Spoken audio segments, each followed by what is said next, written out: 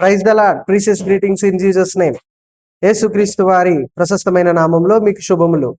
ఈ ఉదయమున అత్యంత విలువైన దేవుని యొక్క మాటలతో ఈ రోజుని ప్రారంభించుకుందాం. చూడండి, అపోస్తలుల కార్యములు 16వ అధ్యాయము 26వ వాక్యాన్ని చదువుకుందాం.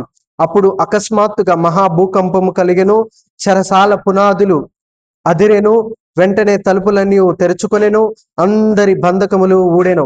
ఇక్కడ జరిగిన సన్నివేశం ఏంటంటే, అనేక మంది పౌలును శిలను బంధించి ఆ యొక్క జైలులో పెట్టినప్పుడు దేవుణ్ణి ఎంతగానో స్తుతించారు, ఎంతగానో ఆరాధించారు, పాడారు.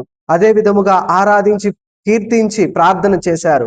వెంటనే జరిగిన సన్నివేశం ఏంటంటే, వారి బంధకాలు ఊడిపోయినవి. క్రైస్తవుని జీవితంలో అత్యంత విలువైన ఆయుధము ఏదైనా ఉందంటే ప్రార్థన. ప్రార్థనకి అలాంటి శక్తి ఉందండి. ప్రార్థన చేత బంధకాలు ఊడిపోతా ఉంటాయి. ఈ ఉదయమున మీరు ఏ యొక్క బంధకాలలో మీరున్నారో నాకైతే తెలియదు. అప్పులు అనే బంధకాలలో ఉన్నారా? సమస్యలు అనే బంధకాలలో ఉన్నారా? అవమానాలు అనే బంధకాలలో ఉన్నారా? ఒకసారి ఈ ఉదయమున దేవుని సన్నిధానమునకు వచ్చి మోకరించి ప్రార్థన చేయండి. మీ బంధకాలు ఏవైనా ఊడిపోతాయి. ఈ యొక్క చిన్న మాటలు ఈ ఉదయ కాలంలో ప్రభు ఫలింప చేసి దీవించునుగాక. ఆమేన్.